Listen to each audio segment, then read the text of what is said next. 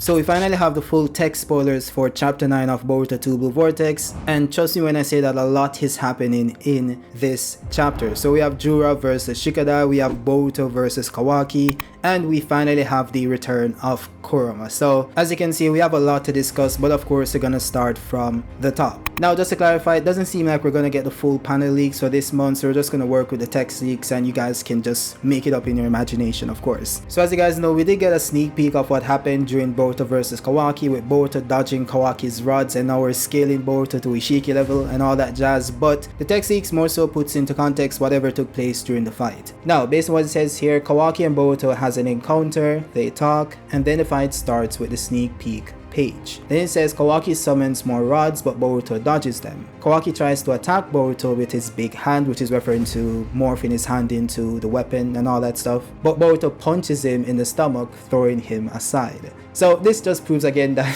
Boruto is just stronger than Kawaki, and we discussed this in the original spoiler video. I'm not sure if you guys saw it, but I kind of went in depth on why I believe that Boruto is stronger than Kawaki and why it makes perfect sense, even though he technically has the less powerful Otsutsuki in Momoshiki. So Boruto has this hidden power and Kawaki isn't technically full Ishiki at this point, and you guys can see the logic behind my analysis in that video, so just go back and watch that one. Now it says here that Kawaki activates Karma V1 and Boruto's Karma reacts and starts to resonate, so it's spreading but Boruto flees away. Now this part is really interesting because I didn't know that most of the fandom believed that Boruto had Momoshiki under control. I thought it was widely accepted that the reason why Boruto wasn't using Karma was because he didn't want Momoshiki to take control of his body. So I actually mentioned this in my video about Boruto having a hidden Byakugan and a hidden Renegon, which belongs to Momoshiki. And the reason why he keeps them hidden is because he doesn't want Momoshiki's influence to have control over his body. So in a sense, Boruto is trying to limit the amount of Momoshiki's power that he himself uses, because the more power he uses from Momoshiki,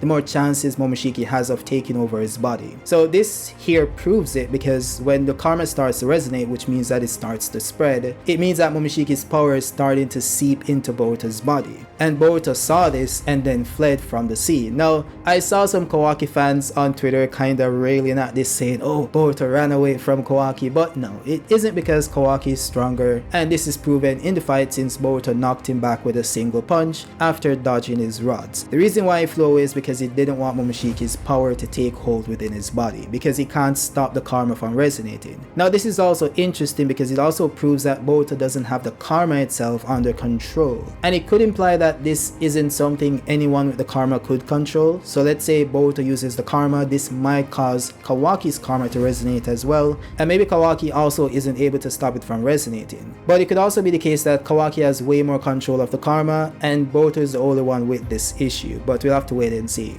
Now this is where we skip over to the Jura scene. We see him looking at Shikadai because Shikadai tried to hold him using shadow paralysis, and Shikadai said something along the lines of, where the hell are you looking at? You're dealing with us. And Jura replied saying, is that so? That's too bad. Then we see him close one of his eyes and create a Biju bomb, or what appears to be a Biju bomb, using his right eye. So this is really interesting because we've seen Bijus create Biju bombs before. We've seen Naruto create a Biju bomb using his palm, right, when he was in KCM1, and we've seen the Biju create them using their mouths. But we've never seen someone create it using a dojutsu, so this is interesting. Of course, the Jura Tentacles is kind of different, you know, so it makes sense that he would operate differently, but I still find it very interesting, and it's somewhat similar to Rasengan, which is a compressed Rasengan. So in actuality, this might not be a Biju bomb, but the reason why it's more so the case is because of the matter that's going into the small ball that's being created. This is exactly what happens when the Four Tails was trying to create a Biju bomb to attack Orochimaru. So there's some similarities there. Now I just want to clarify that I did make a joke on Twitter saying that Team 10 or Team 9, whatever this team is stronger than Jura, but again, that's a joke. It's obvious that Jura wasn't really affected by the shadow paralysis. He just decided to use the Biju bomb. That's all it is. So no, Shikadai isn't stronger than Jura, okay? Now we did also get some additional text for Jura, because Rai went on to say that he tried to consume or trap Himawari using a tree, and then he also tried to use a Biju bomb. Kurama, as we mentioned before. But it seems like she was saved by Inojin and Shikadai, because it says here that Inojin saves Himawari and escapes on a bird. Now it doesn't say what happens to Shikadai after Jura starts to use the Biju Bomb. Of course, I don't think Shikadai is going to die, so more than likely someone comes in and absorbs it or kicks it away, most likely Damon, and that would be absolutely amazing, because Damon is just a boss where he needs to get in the fight. But of course, we'll have to wait and see what happens with this fight when the chapter comes out. Oh, and there's one more clarification that needs to be made. The fight that happened between Boruto and Kawaki happened on page 29, and this fight between Jura and Shikadai happened earlier on in the chapter. So this could mean that whatever happened with Himawari happened before the fight started with Boruto.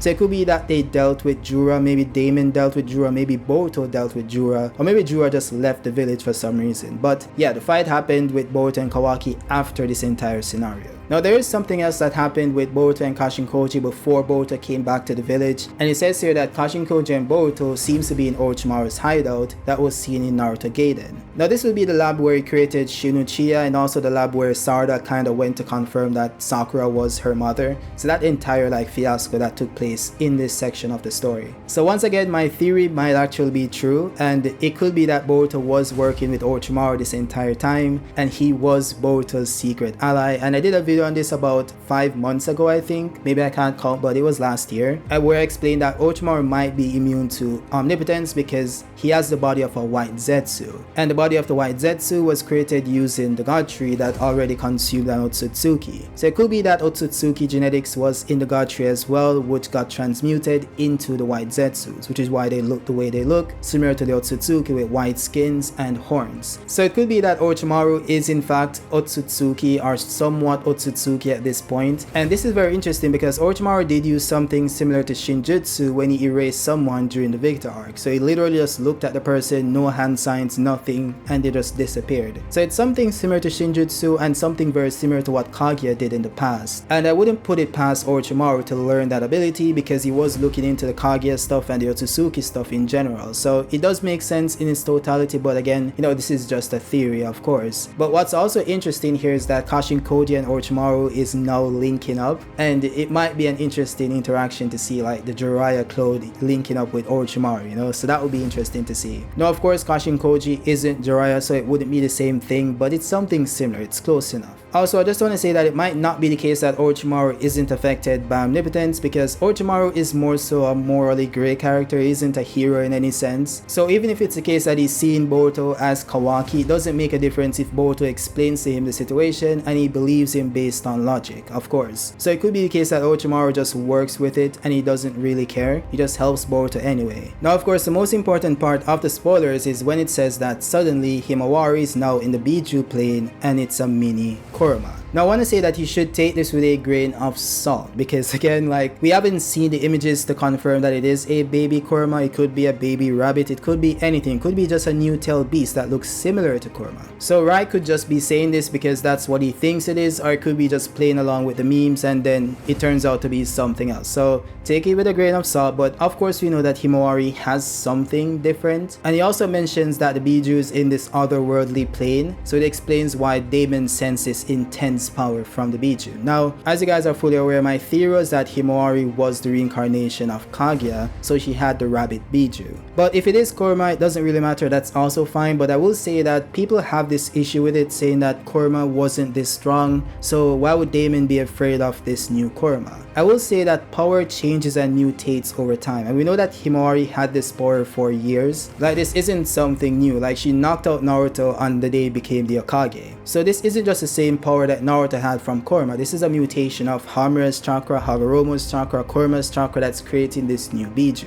But then again, there's this issue that I have with it, which is that if she did have this power, this Biju within her body, why didn't anyone sense it? Not Naruto, not any of the Bijus, right? And we know that they have the ability to sense Bijus a mile away, so it's really interesting. So maybe the Biju has this power to cloak itself and it remained hidden purposefully for some reason. Then again, they could explain that Himawari was just able to contain the intensity so it didn't leave her body, and the only person that was able to sense it was Damon, because because he has this heightened sensing ability. Now Naruto also has a heightened sensing ability, being able to sense beings on another plane when fighting Limbo in Naruto Shippuden. But then again, Daemon might be different. You know, they could explain this in any possible way they can, and it would make sense if they wanted to make sense. So this is not a big deal. I'm just saying that it's kind of weird that no one sensed this Biju within Himawari. But we'll also have this issue if it was like a reincarnation of Kage as well. Like, why wouldn't anyone sense that power? So it is interesting. I really want to see the lore behind Himawari, but it doesn't seem like that happens in this chapter. This chapter is more so about like Jura flexing on Team 10 and also Boruto versus Kawaki briefly. Now,